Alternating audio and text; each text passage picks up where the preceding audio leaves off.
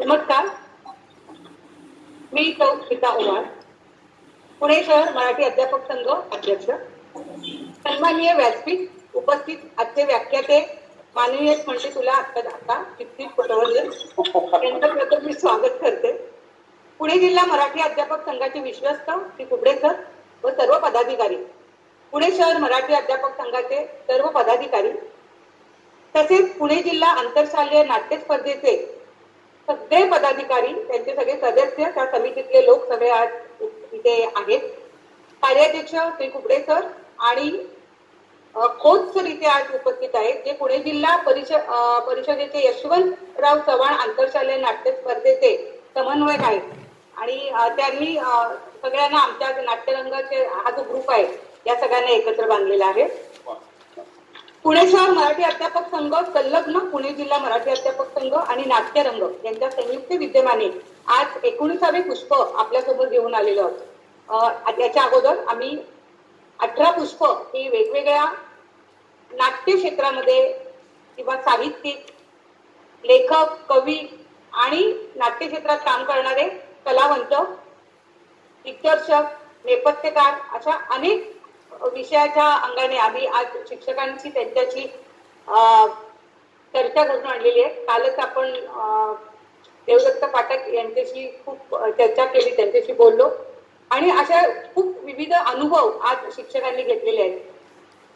या अगोदर मराठी अध्यापक संघाने हे जे उपक्रम शिक्षकांसाठी राबवले ते खास यासाठी आम्ही राबवले की आज जे शिक्षक इथे आहेत त्या कार्यक्रमाला ते पुणे जिल्हा आंतरशालेय नाट्य स्पर्धेचं नियोजन करणारे आहेत त्या किंवा त्याचं दिग्दर्शन करणारे आहेत. आणि महत्वाचं म्हणजे काही शिक्षक नाट्याचं लेखन करणारे सुद्धा आहेत. तर अशा संदर्भामध्ये तू तुझं जे काही त्याचे जे अनुभव आहेत ते तू सगळ्यांना शेअर करावेस किंवा त्याबद्दल या शिक्षकांना काहीतरी मार्गदर्शन करावं अशा उद्देशाने खरं म्हणजे आम्ही तुझं नाव सुचवलं आणि सगळ्यांनी सुचवलं आणि मग आम्ही ठरवलं की नाही तिथला आपण बोलवायचं.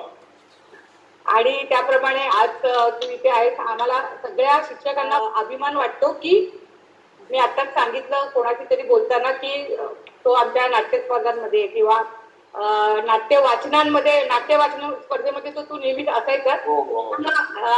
शाळेतल्या इतर ऍक्टिव्हिटीज मध्ये सुद्धा तिथे म्हटलं खूप हे होतं आणि आता खूप वर्ष झाली आपली गाठभेट नाही. आणि मग जेव्हा तुझं फेसबुकवर किंवा युट्यूबवर किंवा गुगलवर जेव्हा तुला वाचतो किंवा तुझ्याबद्दल जे काय वाचतो तेव्हा खूप अभिमानाने ऊर भरून येतो की हा आपला विद्यार्थी आहे.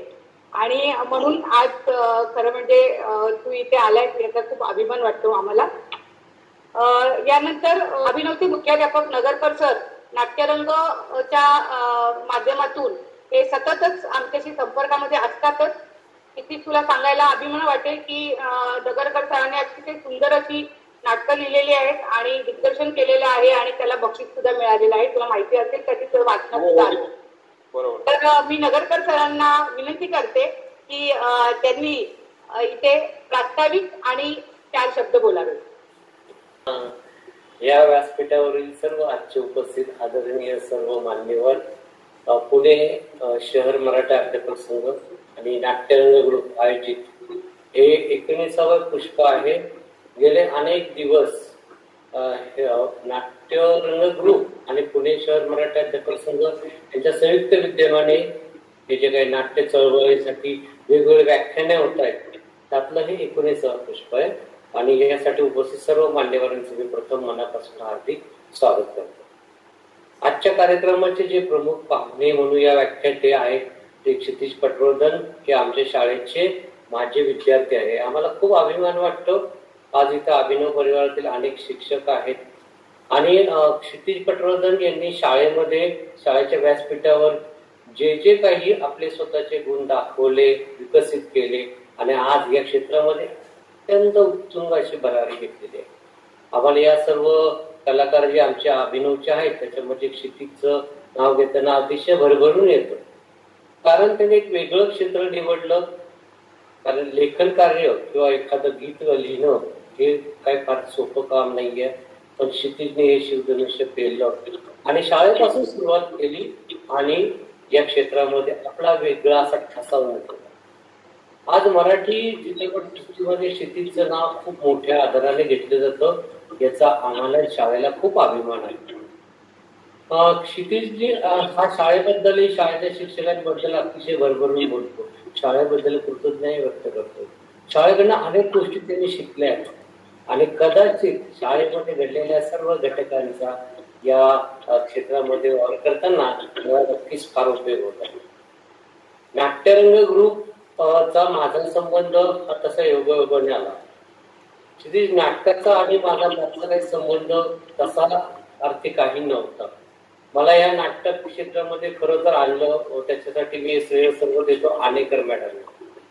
कारण मुख्याध्यापक झाल्यानंतर माझा आग्रह होता की शाळा सर्व क्षेत्रामध्ये काहीतरी कार्यरत व्हावी, प्रगती करावी, यासाठी मी धडपड करत होतो. आणि मग शाळेमध्ये सर्व काही होत होतं पण नाटकाबद्दल काही नव्हतं, म्हणून मी सहज आनेकर मॅडमला म्हणलं की शाळेमध्ये नाटकाचं काहीतरी झालं पाहिजे. तर मॅडम सहज बोलून गेलं की काय काय तीच नाटक आहे, तेच आणि कंटाळा आलाय बसून, नवीन काहीतरी संहिता नाही. तर मी त्यांना सहज बोलून गेलो की नाटक पाहिजे तर मी लिहितो, पण यावर्षी तुम्ही नाटक मुलांचं बसवा. मुलांना यात खरं खूप आनंद होतो. आणि त्यांना वाटलं त्यांनी काय दिले, बरं लिहा म्हणले. आणि मग मी खरंच 2 दिवसांमध्ये एक नाटक लिहिलं शोध नावाचं, आणि त्या शोध नावाच्या नाटकाला अगदी खूप सगळीकडे पहिल्या नंबरचं बक्षीस मिळालं. आणि तेव्हा खऱ्या अर्थी मला कळलं की मला काहीतरी लेखन कला येते. आणि त्यानंतर मी सलग 3-4 नाटकामध्ये बक्षीस मिळवली. त्यापासून माझा नाट्याचा संबंध आला. आणि या सर्व कार्यामध्ये मला नाट्यरंग ग्रुपने खूप मोलाचं सहकार्य केलं. त्याच्यामध्ये मी आदरणीय खूप अण्णा सर, नंतर आदरणीय शंकर गोरपुडे सर, ते तर वेगवेगळे मला सक्रिय पाठिंबा दिला. माझ्यामधल्या काय उणिवा त्या सांगितल्या. योगेश भुतकर सरांनी तर अतिशय व्यवस्थित मला लेखनाबद्दल काय अपेक्षित हे सगळं सांगितलं आणि मी या नाट्य क्षेत्राकडे वळालो. या सर्वांचं मार्गदर्शन, पाठिंबा यामुळे शाळेमध्ये आता गेले अनेक वर्ष आम्ही नाटकासाठी वेगवेगळे उपक्रम करतो, विविध नाटकं बसवतोय. त्याकरता आनेकर मॅडम, कायके सर, ही सर्व टीम आम्हाला सहकार्य करते. आणि सगळ्यात महत्त्वाचं म्हणजे आमचे राजपूत सर, हे सुद्धा वेगवेगळे नेहमी सहकार्य करतात. ते हाडाचे कलाकार आहेत. आणि हे सगळं होत असताना नाट्यरंग ग्रुप विषयी मी तुम्हाला एक सांगेल की ह्या ग्रुपनी लॉकडाऊनच्या काळामध्ये खूप चांगलं प्रशिक्षण शिक्षकांचं घेतलं. कारण या ग्रुपमध्ये सगळे शिक्षक आहेत आणि ते शिक्षक नाट्याच्या संदर्भातले सर्व शिक्षक आहेत, काही मुख्याध्यापक आहेत आणि सगळं लेखन करतात, दिग्दर्शन करतात.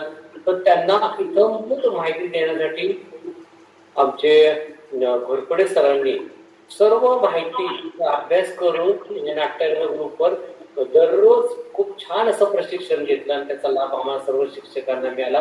त्यामुळे आम्ही सर्वजण लेखन असेल, दिग्दर्शन असेल, लेखक असेल, अतिशय बारकावे आम्हाला समजून सांगितले. त्याबद्दल मी आदरणीय घोरपडे सर असतील, गणपुले सर असतील, आदरणीय कुबे अण्णा असतील, यांचं खूप मनापासून आभार मानतो. त्याच्यामध्ये खोत सर आहेत, त्यानंतर या नाट्य ग्रुपला खूप विकसित करणार अनेक कलाकार आहेत की ज्यांनी शिक्षण क्षेत्र चालू असताना सुद्धा या नाट्य क्षेत्राची खऱ्या अर्थाने सेवा केली. अशा अनेक आहेत. शेरे सर आहेत, शेरे मॅडम आहेत, पाटील मॅडम आहेत, सरोदे सर आहेत. आणि या सगळ्यांनी वेगवेगळ्या आपापल्या पद्धतीने या ग्रुपवर सर्व शिक्षकांना मार्गदर्शन केलेलं आहे. ते खऱ्या अर्थाने हा ग्रुप नाट्याची खूप चांगली चळवळ चालवतोय. आणि पुणे शहर मराठी अध्यापक संघाच्या संयुक्त विद्यापीठाने हे चांगलं प्रशिक्षण घेत आहेत. याचा तर सर्वांना खूप चांगला लाभ होतोय. मी या सर्वांप्रती आभार व्यक्त करतो. या सगळ्यांना मनपूर्वक धन्यवाद देतो. ओहाळ मॅडम असतील, आदरणीय भूमकर मॅडम असतील, त्यांनी पण ह्या सगळ्या चळवळीमध्ये आम्हाला सहभागी करून घेतलं, त्याबद्दल त्यांचंही आभार मानतो. आणि माझं ओळख करून दिली जात असलेले मान्यवर हे ओळख करून देणाऱ्या शिक्षकांच्या शाळेचे माजी विद्यार्थी असल्यानं वाक्यात पदोपदी अतिशयोक्ती अलंकाराचा मुक्त हस्ते वापर केला जाण्याची शक्यता दाट आहे. पण अतिशयोक्ती हे जिव्हाळ्याचे एक प्रमुख लक्षण असते. कृपया मान्यवरांनी आणि श्रोत्यांनीही हे समजून घ्यावे ही प्रेमाची विनंती. जिथं जमीन आभाळाला स्पर्शते असा भास होतो ती जागा म्हणजे क्षितिज. पुण्याला अशी अनेक क्षितिजे लाभलेली आहेत. सोनं खडक वाचल्याचं पाणी पितं, पर्वतीच्या समोर राहतं, सिंहगडाच्या सावलीत नांदतं, श्रीमंत दगडूशेठ गणपतीच्या आशीर्वादानं पुढे जातं आणि शनिवारवाड्याच्या प्रांगणात खेळतं. त्याच्या मागच्याच आप्पा बाळू चौकामध्ये आपल्या क्षितिज पटवर्धन यांचा एका छोट्याशा खोलीत जन्म झाला. दिवस होता आंतरराष्ट्रीय थँक्यू डे. आपण सगळ्यांनी या दिवसाला थँक्यू म्हटलं पाहिजे, कारण 11 जानेवारी 1985 या दिवशी क्षितिज या जगात आले. त्यांचे वडील अरुण पटवर्धन हे नाट्यकर्मी म्हणून नाट्य क्षेत्रात वावरतात, तर आई अश्विनी या गृहिणी आहेत, त्या घर सावरतात. क्षितिज यांचं प्राथमिक शिक्षण भारत विद्यालय आणि अभिनव विद्यालय या मराठी माध्यमांच्या शाळेतून झालं. त्यांना शालेय जीवनातच लेखनाची गोडी लागली होती. गृहपाठ निबंधांच्या वह्या पूर्ण करता करता क्षितिजनं लेखनाची आणि पुरस्कारांची चटक लावून घेतली. पुढे पुणे विद्यापीठातून कम्प्युटर सायन्स ही पदवी आणि कम्युनिकेशन अँड जर्नलिझम मध्ये पदव्युत्तर म्हणजे मास्टर्स डिग्री मिळवली. पोटासाठी हे आवश्यक होतं. नोकरीच्या शोधात असताना मुंबईच्या सेतू या अतिशय नावाजलेल्या जाहिरात कंपनीत नोकरी लागली आणि कॉपीरायटर म्हणून काम करत असताना गर्भजल परीक्षा करून लिंगनिदान आणि अर्थातच स्त्री भ्रूण हत्या या अमानवी प्रथेच्या विरोधात प्रिंट मीडियामध्ये सर्वोत्कृष्ट जाहिरात लिहिल्याबद्दल युनायटेड नेशन्स पॉप्युलेशन फंड या आंतरराष्ट्रीय संस्थेकडून क्षितिज यांना लाडली पुरस्कार दिला गेला. पुढे एका हिंदी गाण्याच्या लेखनासाठी याच संस्थेकडून त्यांना दुसऱ्यांदा पुरस्कारित करण्यात आलं. या नव्या गाड्याचे नवे राज्य म्हणजे नवा गडी नवे राज्य हे पहिले व्यावसायिक नाटक. याचे तब्बल 475 प्रयोग झाले आणि या नाटकास 25हून अधिक पुरस्कारांना सन्मानित करण्यात आलं. एका अर्थानं हे राज्य अत्यंत उत्तम चाललं. 2010 साली त्यांचा पहिला चित्रपट आला, त्याचं नाव आघात. समीर विद्वंस यांच्या समवेत क्षितिज यांनी पटकथा लेखन केलं होतं. हेमंत डोमे यांच्या समवेत त्यांनी सतरंगी रे या चित्रपटाचं संवाद लेखन केलं. 2015 मध्ये 2 स्पेशल या नावानं श्री हनुमंत मोरेश्वर मराठे यांच्या लघुकथेवर आधारित नाटकाचे नाट्य रूपांतर, 225 प्रयोग आणि 25 पुरस्कार अशी त्याची कामगिरी. पुढे टाइमपास झाला. लग्न करून बघितलं गेलं. टाइमपास दुसरा पण झाला. रोमांटिक विनोद प्रधान चित्रपट, पटकथा, गीत लिहिण्यात पटवर्धन यांना विशेष प्रावीण्य प्राप्त आहे असं दिसतं. मन शेवंतीचे फूल असे म्हणणारे क्षितिज डीजेला आईची शपथ घालून आवाज वाढवायलाही सांगू शकतात. विविध पुरस्कार सोहळ्यांच्या पटकथाही ते अगदी सहजतेने लिहितात. 2015चा क्लासमेट्स या चित्रपटाचे पटकथा लेखन त्यांनी केलं. त्याची स्वतःची कथा कल्पना असलेला डबल सीट नावाचा चित्रपट खूप चालला. त्याचं लेखन त्यांनी केलं होतं. 2016 मध्ये वायझेड या वेगळ्या नावाचा चित्रपट आणि वेगळा विषय त्यांनी हाताळला. 2017 मध्ये आदित्य सरपोतदार यांच्या समवेत फास्टर फेणे चित्रपट लिहिला. टॉक ऑफ द टाउन ही त्यावेळीची कॅचलाईन. त्यांनी दगडी चाळ दाखवली. 2018 मध्ये आलेला रितेश देशमुख यांची निर्मिती आणि प्रमुख भूमिका असलेला माऊली सुद्धा अगदी पंढरपूरपर्यंत गेला. आतापर्यंत क्षितिजनं सुमारे 30 ते 35 चित्रपटांसाठी 90 पेक्षा जास्त गाणी लिहिली आहेत. दगडी चाळ मधलं धागा धागा, पोस्टर गर्ल मधलं आवाज आडो डीजे, डबल सीट मधलं मोहिनी, बाप जन्म मधलं मन शेवंतीचे फूल आणि हाफ तिकीट मधले रुबाब पाहिजे हे ह्या गाण्यांचा रुबाब दाखवतात. जाहिरात क्षेत्रामध्ये विशेषतः मराठी उत्पादनांच्या जाहिरातीच्या लेखनामध्ये क्षितिज यांनी विपुल काम केलेलं आहे. 2015 आणि 2017च्या प्रो कबड्डी लीगसाठी त्यांनी शीर्षक घेतलेलं होतं. वृत्तपत्र छायाचित्रकार असलेला त्यांचा धाकटा भाऊ विक्रम पटवर्धन यांनी लिहिलेली मराठीतील पहिली चित्रमय कादंबरी दर्या याची निर्मिती आणि प्रकाशन पटवर्धन क्षितिज यांनी केलं. प्रसिद्ध आहार तज्ञ पल्लवी सावंत यांच्याशी क्षितिजचा विवाह झाला. पण विशेष म्हणजे या लग्नाचा दुरळा सगळीकडे उधळत असताना स्वतः नवरदेव क्षितिज मात्र दुरळा या चित्रपटाच्या पटकथाला लेखनामध्ये गुडघ्याला नव्हे तर कपाळाला बाशिंग बांधून तयार होता आणि तो चित्रपट त्यांनी पूर्ण केला आणि मग 7 फेरे घेतले. हल्ली मराठी चित्रपटांची इंग्लिश नावं हे नवीन नाही.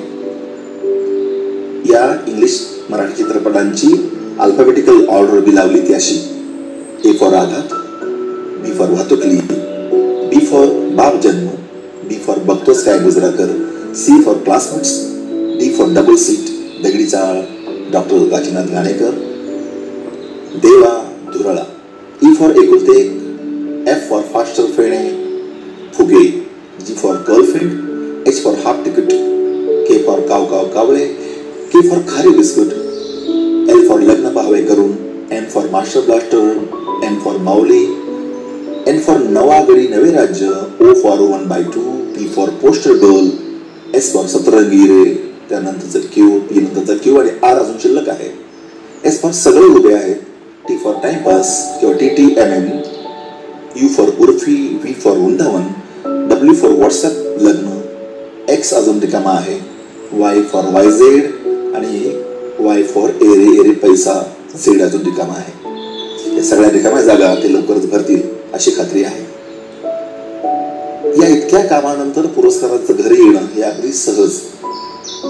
मेप्टातर्फे त्यांना उत्कृष्ट नाट्यलेखक, झी अवॉर्ड तर्फे उत्कृष्ट नाट्य दिग्दर्शक, फिल्मफेअर तर्फे उत्कृष्ट पटकथा लेखन, सकाळ प्रीमियर तर्फे उत्कृष्ट गीतलेखन आणि फिल्मफेअर तर्फे पुन्हा उत्कृष्ट गीतलेखन अशी अत्यंत मोठी बक्षिसं, पुरस्कार, सन्मान त्यांनी मिळवलेले आहेत. क्षितिज पटवर्धन क्षितिजावरती जरी चमकत असले तरी त्यांचा तो आढळ तारा आम्हाला कायमचा दिसो अशी आपल्या सर्व रसिकांच्या वतीनं प्रार्थना करून त्यांची ओळख, छोटीशी ओळख थांबवतो.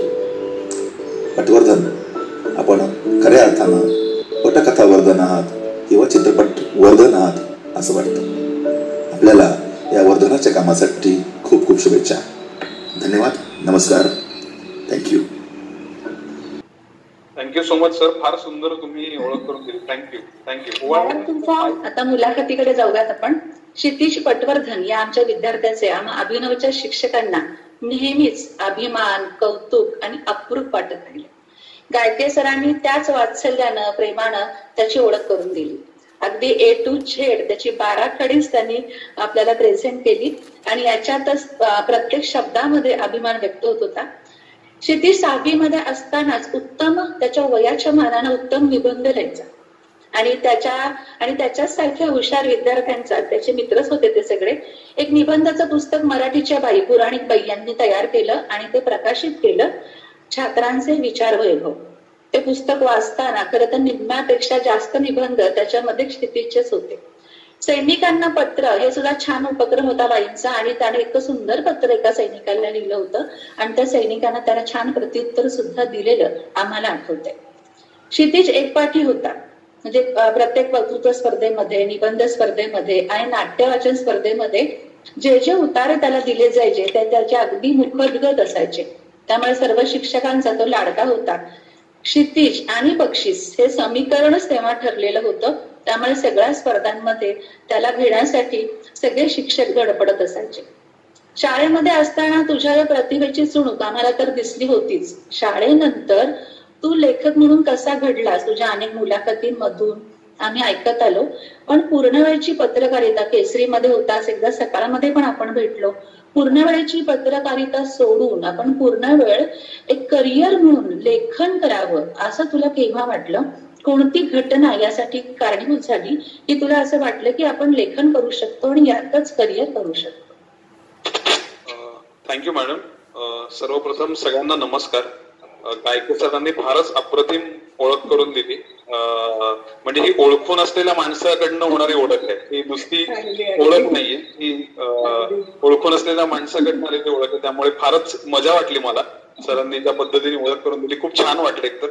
आणि परत एकदा शाळेच्या वर्गात असल्यासारखं वाटतंय की सगळ्या शिक्षकांसमोर हे सांगावं असं वाटतंय. कारण मला असं वाटतं की कुठलाही विद्यार्थी हा आयुष्यात अत्यंत मोकळा होण्यासाठी बौद्धिक दृष्ट्या म्हणा, वैचारिक दृष्ट्या म्हणा किंवा भावनिक दृष्ट्या त्याचे शिक्षक हा फार मोलाचा वाटा घडवत असतात. म्हणजे शिक्षक ओपन असतील तरच विद्यार्थी ओपन होऊ शकतो.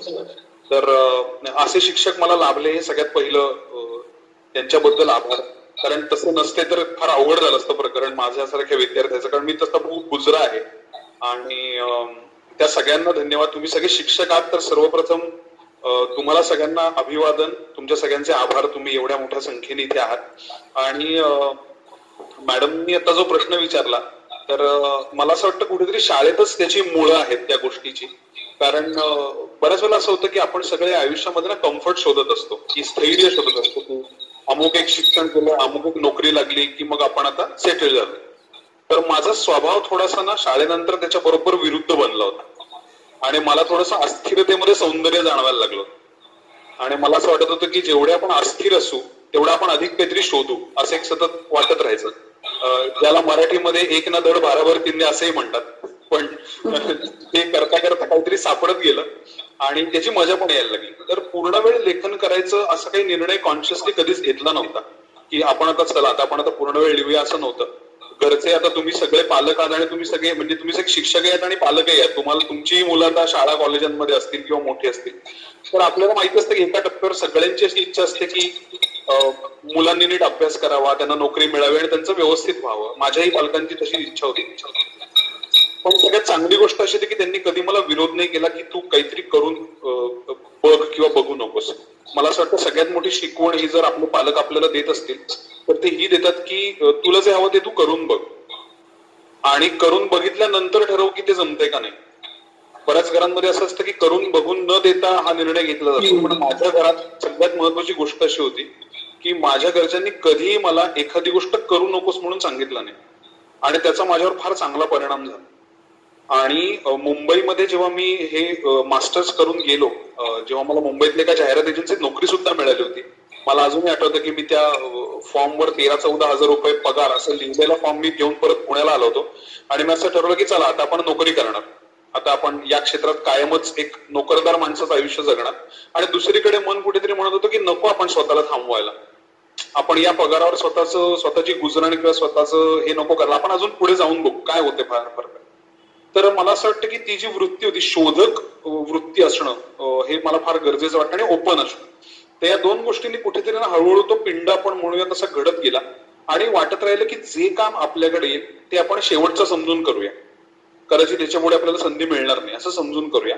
आणि मग त्यातनं एक टप्पा नाटकाचा मिळत गेला. ते नाटक हे 6-7 वर्ष डोक्यात होतं, त्यानंतर ते लिहिलं गेलं. तोपर्यंत प्रचंड अस्वस्थतेचा काळ होता. म्हणजे त्याला काय 400 प्रयोग झाले, 500 प्रयोग झाले किंवा त्याला 50 पुरस्कार मिळाले.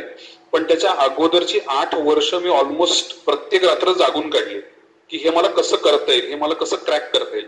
पण त्या शोधाचीच आता गंमत वाटते आणि तो शोधच तुम्हाला पुढे अजून गोष्टी करायला भाग पाडतो. तर त्यातनं मग हळूहळू ते ठरत गेलं मॅडम की आपण हे लिहिलं पाहिजे. कारण काय, मला कुठलंही व्यसन नसल्यामुळे ना माझी सगळी एनर्जी मी कशात घालवू शकतो तर ती लिखाणात घालवू शकतो असं कायम वाटत आलं. आणि perhaps that is the reason मी कधी व्यसन केलं नाही आयुष्यात. मला त्याची आवश्यकताच वाटली नाही. कारण मला असं वाटलं जी काही आपल्याला नशा आहे ती आपल्याला लिखाणाचीच नशा येऊ दे. आणि मग त्या ट्रान्समध्ये असणं.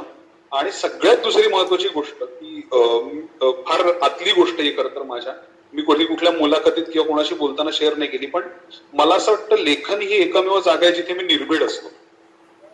आणि मला ते निर्भीड असणं फार महत्वाचं वाटतं. कारण प्रत्यक्ष आयुष्यात मी तेवढा निर्भीड नसतो. रस्त्यात कोणाशी तरी काहीतरी बाचाबाची झाली तर मी शांतपणे घरी जातो. पण जर मी लिहायला बसलो तर मला समाजात ज्या ज्या गोष्टींबद्दल काही वाटतंय त्याबद्दल मी अत्यंत मोकळेपणाने, सडेतोड आणि निर्भीडपणे लिहू शकतो. आणि मला हे लेखन करण्याचं फार मोठं स्वातंत्र्य आणि देणगी वाटते. आणि ती मिळाल्यामुळे मला सतत लेखन करावं असं वाटतं आणि त्याची ओढ तयार होते जी गेल्या काही वर्षात तयार झाली आणि त्यातनं हा पुढचा प्रवास सुरू झाला. छान. क्षितिजला त्याच्यातला राजहंस लवकर सापडला. आणि जेव्हा पहिल्यांदा नवा गडी नवा राज्य लिहिलंस तेव्हा मी पाहायला आले होते आणि ते नाटक जेव्हा प्रेझेंट होत होतं तेव्हा नाटक करणारा आणि नाटक बघणारा, तू तुझ्या कवितेत जे म्हटला होतास तसं अगदी मला वाटलं. कारण नाटक तिथे जिवंत होत होतं पण खरा जिवंतपणा प्रेक्षकांमध्ये होता. सगळं तरुणाईचं प्रतिबिंब त्या नाटकामध्ये होतं की प्रेक्षकांचे, त्या मुलांच्या शिट्या, टाळ्या, शब्दागणिक, त्यांचे चित्कार. म्हणजे मला असं वाटलं की त्या स्टेजवरचं नाटक बघू का या प्रेक्षकांचं नाटक बघू. म्हणजे इतकी झिंग त्या मुलांना, कारण त्यांना त्यांच्या लाईफमध्ये जे होत होतं ते त्यांना समोर दिसत होतं. म्हणजे कनेक्ट करणारा लेखक खूप वर्षांनी मराठी नाट्यभूमीला गवसला. आणि त्यानंतर तू सुटलासच, म्हणजे तुमच्याच भाषेत सांगायचं तर त्यानंतर माऊली आणि फास्टर फेणे 2 स्पेशल काळ. आणि शोले चित्रपट आम्ही जेव्हा शाळेत होतो तेव्हा त्याचे सगळे डायलॉग आम्हाला पाठ होते. त्याच्यातील संवादासाठी तो आजही प्रसिद्ध आहे. तसा तुझा माऊली, म्हणजे गमतीने मी सांगते की माऊलीचं बाय प्रोडक्ट म्हणजे तुला अनेक पुरस्कार मिळाले, तुझं नाव झालं ही गोष्ट, पण आणखी तुला बाय प्रोडक्ट सांगायचंय की माऊली इतका प्रसिद्ध झाला की दररोज मधल्या सुट्टीमध्ये त्याची सहप्रयोग प्रात्यक्षिक शाळेमध्ये व्हायची की माझी लात भारी माझा हात भारी. आणि मग तेव्हा माऊली किती प्रसिद्ध आहे मुलांमध्ये, त्यांच्या चेहऱ्याचे नकाशे बदललेले, म्हणजे मुलांच्या तो तोंडावर होता. तो इतका सगळ्या समाजात सगळ्या वर्गामध्ये त्यातली गीतं काय आणि रितेश तर होताच त्यामध्ये, पण त्यातलं लेखन दमदार. मला शोधेची आठवण नेहमी होते की संवाद जेव्हा जनमानसात त्यातले प्रसिद्ध होतात, पसरतात, तेव्हाच ते कुठलेही नाटक किंवा चित्रपट यशस्वी होतो असं आपण म्हणायला लागेल. तर चित्रपट लेखन आणि नाट्य लेखन तू केलं, दोन स्पेशल आहे. तर ममोनची कथा आहे, तू म्हणजे जीव ओतून, आणि 50-60 वर्षापूर्वीचा तो काळ तू शब्दातून उभा केलास. त्याच्याबरोबर नेपथ्य दिग्दर्शन तू केलंस म्हणून मी ते नाटक पाहायला आले की अरे क्षितिज दिग्दर्शन करतोय. तर खरंच अप्रतिम. म्हणजे तू त्याच्यानंतर का थांबवलंस मला कळत नाहीये की दिग्दर्शन करायचं, अनेक बाकीची अवधानं असल्यामुळे तो काळ तू हुबेहूब तसा उभा केलास की ते नेपथ्य सुद्धा पाहण्यासारखं होतं, त्यातले डायलॉग पाहण्यासारखं ऐकण्यासारखे होते. तर या दोन गोष्टीतला फरक, दोन्ही यशस्वी, अगदी सुपरहिट की अतियशस्वी असं म्हणावं लागेल. चित्रपट लेखन आणि नाट्य लेखन याच्यामध्ये काय फरक आहे आणि तो तू कसा हाताळतोस? इथे जे प्रेक्षक आहेत, श्रोते आहेत, ते हौशी कलाकार आहेत, हौशी दिग्दर्शक आहेत, नाटकं लिहिणारे आहेत, बसवणारे आहेत आणि दर्दी असे प्रेक्षक आहेत. तर याच्यातला सूक्ष्म फरक काय आहे आणि तो कसा हाताळण्यासाठी तू काय करतोस? पहिल्यात एक छोटस दुरुस्ती अशी की लयभारी हा जो सिनेमा आला होता हा संजय पवार यांनी लिहिला होता आणि माऊली हा सिनेमा मी लिहिला होता. त्यामुळे पहिल्या सिनेमातले डायलॉग खरोखर खूप चांगले हिट झाले होते आणि त्याचं एक बऱ्यापैकी आम्हाला त्याचं बॅगेज म्हणूया की त्याची पुण्यही आम्हाला दुसऱ्या सिनेमाला मिळाली आणि त्याचं कौतुक झालं. तर संजय पवार सरांचं ते सगळं आहे तेही आपल्या पुण्यातलेच आहेत आणि कोथरूडमध्येच राहतात. तर नाटक आणि सिनेमा ही दोन्ही माध्यमं जी आहेत, मला असं वाटतं की तुम्ही सगळ्यांनी ह्या दोन्ही माध्यमांचं रसग्रहण केलं. मी पाहिलंय की नाटक कसं असतं, सिनेमा कसा असतो, आणि हे दोन्ही खरं सांगू का, हे दोन्ही खूप वेगवेगळ्या पद्धतीने एकमेकांशी कनेक्टेड आहेत. म्हणजे मीच नवागडे नवाराज्य लिहिलं होतं आणि मीच त्याचा सिनेमाही लिहिला होता टाइम प्लीज. तर अशा वेळेला आमच्या लेखनाच्या भाषेत एक प्रकारे त्याला किल युअर डार्लिंग्स असं म्हणतात. म्हणजे तुम्हाला जे सगळ्यात आवडतं ते पहिले काढून टाका, जे कथेला गरजेचं नाहीये. तर तसं खूप करायला लागलं होतं. तर नाटक आणि सिनेमा हे दोनही स्वतंत्र आविष्कार आहेत आणि त्यातला नाटक हा जो मुद्दा आहे हा अत्यंत मेक बिलीफचा मुद्दा आहे. म्हणजे आपण जेव्हा रंगमंचाच्या अंधारामध्ये एखादी गोष्ट पाहतो, खूप प्रसिद्ध दिग्दर्शक मागे पूर्वी असं म्हणाले होते की नाटक आणि सिनेमात काय फरक आहे. तर सिनेमामध्ये हिरो हिरोईनला म्हणतो की तो बघ चंद्र, आणि आपण कॅमेरा त्या चंद्राकडे देतो आणि आपल्याला चंद्र दिसतो. पण नाटकामध्ये काय होतं की नाटकामध्ये तो म्हणतो की हा बघ चंद्र, आणि तिथे काहीच नसतं आणि हजारो प्रेक्षक त्यांच्या मनातला चंद्र त्या पडद्यावर पाहतात. तर तुमच्या प्रत्येकाच्या मनामध्ये जी त्या गोष्टीची एक रचना आहे, जी त्या गोष्टीची प्रतिकृती आहे, ती उमटवणं हा नाटकाचं बलस्थान आहे. म्हणजे काही नाहीये तरी सुद्धा तुम्हाला सगळं दिसते. म्हणजे आपण वगनाट्यकर तमाशात पाहिले की आबुराव बाबुराव असतात आणि ते म्हणतात अरे देवा इथं जंगल आलं की, आणि तुम्हाला माहिती की तिथे काहीच नाहीये पण तरी तुम्ही त्याला जंगल मानता. तर एखाद्या गोष्टीला मानणं आणि त्यानुसार ती गोष्ट उभी करणं हे नाटकाचं फार मोठं बलस्थान आहे आणि फार मोठं त्रासदायक पण काम आहे लेखक म्हणून. सोपं नाहीये ते अजिबात की ठराविक पात्रांमध्ये ठराविक सेटअपमध्ये तुम्हाला ती अख्खी गोष्ट सांगायची. आणि नाट्यमयता हा तर नाटकाचा सगळ्यात महत्वाचा गुणधर्म, कारण जोपर्यंत नाटकात नाट्य नसेल तोपर्यंत त्याची गंमत येणार नाही. त्यामुळे नाटक हा माझ्या दृष्टीने फार अवघड प्रकार आहे. तुम्ही म्हटलात 2 स्पेशल नंतर मी काही डिरेक्ट केलं नाही, कारण मला असं वाटलं की त्याच्या पुढे आपल्याला जे काही चॅलेंजिंग वाटेल तेवढंच काम करूया. कारण नाटक, मला असं वाटतं नाटक स्फुरावं लागतं तुम्हाला जोपर्यंत ते स्फुरत नाही तोपर्यंत तुम्ही ते उगाच आता दरवर्षी माझं काहीतरी आलं पाहिजे म्हणून ते करण्यात मला काहीच पॉइंट वाटत नाही. कारण शेवटी काय होतं की जेव्हा एखादा प्रेक्षक हा प्रवास करून 10 किलोमीटर 20 किलोमीटर एखादी कलाकृती बघायला येतो तेव्हा तुमच्यावर ही जबाबदारी असते की तुम्ही ते असं बनवाल की त्याला आयुष्यभर ते लक्षात राहिलं पाहिजे. आणि जर ते बनवायचं असेल तर तुम्हाला त्याच्यासाठी काही महिने काही वर्ष खर्च करावे लागतात. तर सांगायला आनंद वाटतो की असंच एका दुसऱ्या नाटकावर मी आता काम करतो आहे आणि या कोविडच्या लसी जेवढ्या लवकर अवेलेबल होतील, सगळे जेवढ्या लवकर लसवंत होतील तेवढ्या लवकर ते नाटक लिहायचं आणि दिग्दर्शित करायचा माझा विचार आहे. तर ते म्युझिकल करायचा डोक्यात आहे की त्याच्यामध्ये जसं परदेशामध्ये ब्रॉडवेला नाटकं होतात तसं नाटक इथे करता येईल का. आणि सगळ्यात महत्वाचं म्हणजे लहान मुलांसाठी नाटक करायचा विचार. आणि तुम्ही सगळे मराठी अध्यापक संघाशी रिलेटेड तर ते मराठी भाषेबद्दलचं नाटक आहे. तर अशा पद्धतीचं ते म्युझिकल नाटक करायचं डोक्यात आहे. कदाचित त्यासाठी मला तुमच्या सगळ्यांची मदतही लागेल, हेही मी आधीच सांगून ठेवतो. तर तो एक मुद्दा. आणि सिनेमाच्या बाबतीत असं असतं की सिनेमा हा मुळात जो आहे हा याला एक इंग्लिशमध्ये फार छान वाक्य आहे की it is a story told in pictures. म्हणजे जर तुम्ही चित्र मांडली अख्ख्या सिनेमाची तर चित्रांमधून पुढे जाणारी कथा, ज्याला आपण चित्रकथा म्हणतो, अमर चित्रकथा सारखा आपल्याकडे मासिक होतं. तर तुम्हाला सगळ्यात महत्वाचं म्हणजे चित्र लिहिता आली पाहिजे. जसं आम्हाला नगरकर सर असतील, राजपूत सर असतील, या सगळ्यांनी लहानपणापासून की चित्रांचं आयुष्यात महत्व काय, मग वॉटर कलर कशाला म्हणतात, पेस्टल शेड काय असते, याचाच कुठेतरी हळूहळू उपयोग तुम्हाला सिनेमा लिहायला खूप होतो. कारण आपल्याकडे जर तुम्ही पाहिलं तर मराठी सिनेमात दुर्दैवाने खूप कमी लोक वातावरणाचा अभ्यास करतात, खूप कमी लोक फीलचा अभ्यास करतात, ऋतू काय आहे याचा अभ्यास करतात. मला असं वाटतं की तुम्हाला प्रत्येक लिहिणाऱ्या माणसाला चित्रकलेचं थोडं बहुत ज्ञान असणं फार गरजेचं आहे. कारण तुम्हाला वॉर्म कलर कुठले, तुम्हाला कूल कलर कुठले ते तुम्हाला कळतं आणि त्याचा तुमच्या लिखाणावर खूप फरक पडतो. त्यामुळे तुम्हाला बेसिकली चित्रांमधनं कथा पुढे कशी सरकते हे तुम्हाला सगळ्यात पहिले म्हणजे लिहिता आलं पाहिजे. आणि नाटकामध्ये तुम्हाला थोडंसं शब्दप्रधान नाटक हे माध्यम आहे आणि चित्रपट हे दृश्यप्रधान माध्यम आहे. म्हणून कायम आम्ही असं म्हणतो की नाटक लिहिणाऱ्याला नाटककार म्हणतात, त्याला लेखक नाही म्हणत. कारण तो नाटकाचा जन्मदाता असतो आणि सिनेमा हा दिग्दर्शकाचं माध्यम असतं, कारण तो त्याच्या नजरेतनं ते पाहतो. पण त्याच्यात एक इंटरेस्टिंग गंमत अशी आहे की असं म्हणतात की सिनेमा हा अशा माणसाच्या डोळ्यासमोरची गंमत आहे की जो मनाने कवी आहे. म्हणजे it is a camera placed in poets head असं म्हणतात की त्याच्या डोक्यात असलेला कॅमेरा तो आहे. त्यामुळे कवित्व तिथेही येतच, लेखन तिथेही येतच. तर अशा पद्धतीचं ते आहे. आणि या दोन्हींचं सगळ्यात महत्वाची गोष्ट अशी की या समूह कला आहे. या दोन्हीमध्ये तुम्हाला अनेक लोकांचे आधार घ्यावे लागतात, अनेक लोकांकडनं तुम्हाला शिकायला मिळतं आणि खुलेपणाने ते शिकलं तर तुमचं नाटक किंवा तुमचा सिनेमा फार छान होतो. बहुतांश लोक म्हणजे 99% लोक, आता मला मी रायटर फर्स्ट सारखं युट्यूब चॅनल पण चालवतो, 99% लोक ही अ पासून न्य पर्यंत पूर्ण करू शकत नाहीत. हा सगळ्यात मोठा प्रॉब्लेम आहे.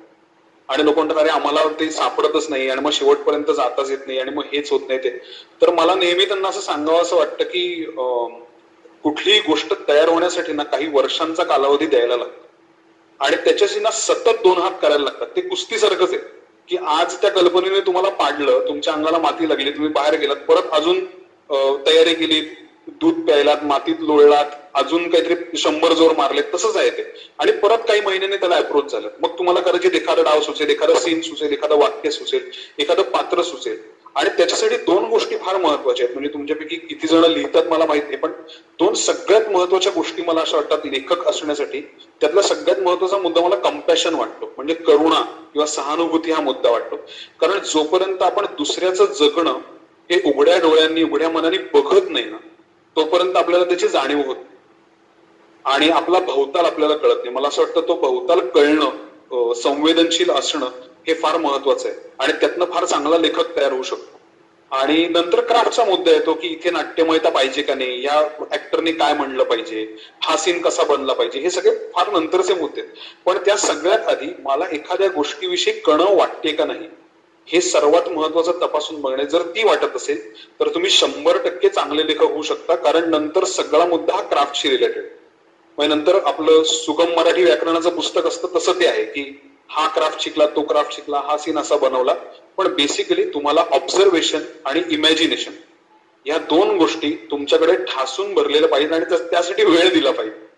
म्हणजे मुन्शी प्रेमचंदांचं आपल्याला उदाहरण माहिती की दिवसभर कारकुनी करून ते संध्याकाळी घरी येऊन बसायचे आणि मग ते स्वतःच्या एका जगात जायचे जिथे ते फक्त इमॅजिन करायचे की मी कल्पना करतो. जसं मॅडम तुम्हाला माहिती की शाळेत आपल्याला विषय दिला जातात निबंधाला की मी एक दिवस पंतप्रधान झालो तर.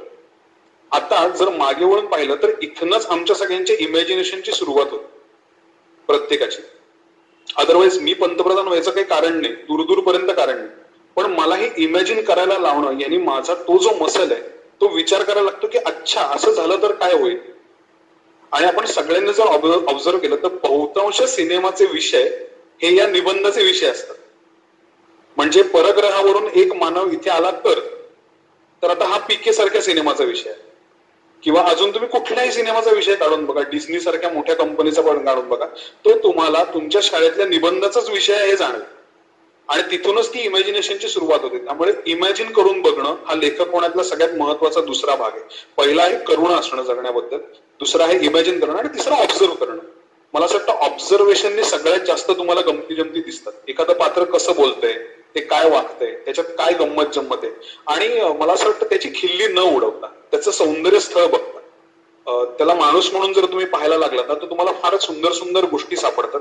आणि मला कायम त्याची मजा येत आली. म्हणजे कुठल्याही माणसाला माणूस म्हणून पाहणं आणि त्याच्यातली गंमत अनुभवणं हा फार अप्रतिम सोहळा असतो, आणि तो अत्यंत पर्सनल असतो, एकट्याने अनुभवायचा असतो, आणि त्याची फार मजा येते. आणि मग तो कुठेतरी लिखाणामध्ये तुमच्या छानपणे आपसूकपणे येऊन जातो, त्याची फार मजा येते. तर असंही सगळं सगळ्यात पहिले करुणा असणं, कम्पॅशनेट असणं, ऑब्झर्वेशन चांगलं असणं जगण्याबद्दलचं, आणि इमॅजिन करणं, या 3 गोष्टी लेखकासाठी मला फार महत्वाच्या वाटतात. आणि मग ते नाटक असो किंवा सिनेमा, त्या दोन्हीचं तुम्ही वाचन केलं की तुम्हाला त्याचा क्राफ्ट पण हळूहळू सापडत जातो. खूपच छान अशी चतुर्सूत्री दिली क्षितिज तू आम्हा शिक्षकांना, की ह्या 4 गोष्टी लक्षात करा. तर तंत्रामध्ये सगळे अडकतात, की नाटकाचं तंत्र, प्रवेश, त्यातले संवाद, मग पात्र, या सगळ्या तंत्रामध्ये एंट्री आणि एक्झिट याच्यामध्ये अडकल्यामुळे बहुतेक तू म्हटलास त्या बेसिक गोष्टी, निरीक्षण वगैरे, ते मागे राहतं. आणि समानुभूती ज्याला आम्ही म्हणतो की दुसऱ्याच्या ट्रान्समध्ये जाणं, की कलाकार भूमिकेच्या ट्रान्समध्ये जातो पण लेखक खरी भूमिका जगतो, आणि म्हणूनच तू त्या तसं छान लिहितोस असं आता समजलं आम्हाला. आणखी एक तू गुरुदक्षिणा आम्हाला दिलीस मागण्याच्या आधीच, की म्युझिकल नाटक तू लिहिणार आहेस, आणि शाळेच्या मदतीनं ते तू आपण करूच. 50वा आता सुवर्ण महोत्सवी वर्ष आहे शाळेचं, तर खरंच एक चांगली भेट तू आम्हाला दिलेली आहेस, त्याबद्दल सर्वांच्या वतीनं धन्यवाद म्हणते. पण मुलाखत संपलेली नाहीये, फक्त त्यासाठी धन्यवाद की तू सगळ्या प्रकारचं लेखन हाताळस. अगदी इव्हेंट एकदा मी पाहत होते झी अवॉर्ड, आणि इतके सुंदर शब्द होते, तर मला सारखासा वास येत होता, शब्दांना वास येतो की नाही, तसं की अरे क्षितिजने लिहिले की काय, तर शेवटी सांगितलं गेलंच की स्क्रिप्ट रायटर आहे क्षितिज पटवर्धन. तसं तू गीतं लिहिलीयस की अगदी धागापासून सरांनी सांगितलं तर मुंबईच्या लावणीपर्यंत महाराष्ट्र सगळा फिरकतो आहे, की आवाज वाढव डीजे, याच्यावर सुद्धा की तू जे काही लिहिलंस ते सगळं प्रसिद्ध झालं. की जाहिराती लिहिल्या, जाहिरात लेखन, नाट्य लेखन, चित्रपट लेखन, गीत लेखन, पुरस्कार मिळाले म्हणजेच एखादी कलाकृती प्रसिद्ध होते असं नाही, की उच्चटते असं नाही, पण सगळ्यांच्या ती स्मरणात राहते अनेक वर्ष. तसा तू यशस्वी लेखक आहेस. तर यातला कोणता रोल तुला स्वतःला आवडतो? की तू कविता खूप छान लिहायचा, शाळेमध्ये असताना छोट्या छोट्या कविता लिहायचास आणि चांगल्या लिहायचास. तर मला असं खूपदा वाटलं की अरे काव्यसंग्रह का नाही आणि सोडलं की काय, म्हणजे गीतकार हा एक वेगळा भाग आहे आणि कवी हा एक वेगळा आहे. गीत म्हणजे तुम्हाला त्या चौकटीत लिहावी लागतात, त्या चालीवर लल्लाच्या चालीत लिहावी लागतात. इतकं दुःखदायक आहे की आधी चाली आणि त्याच्यावर शब्द बसवणं, की खरंच तू व्यक्त होतोस का, की तुझ्या भावना, पण तरी तू सुंदर लिहिलेस. की प्रत्येक गीत की मन शेवंतीचे फूल असू दे किंवा धागा असू दे, प्रत्येक गाणं छानच लिहिलेस. पण तुला स्वतःला, तू म्हणालास की सॅटिस्फॅक्शन, की मी व्यक्त होतो शब्दांमधून, लेखनामधून, तुला स्वतःला कुठे जास्त कम्फर्ट वाटतं असं मला विचारायचं तुला.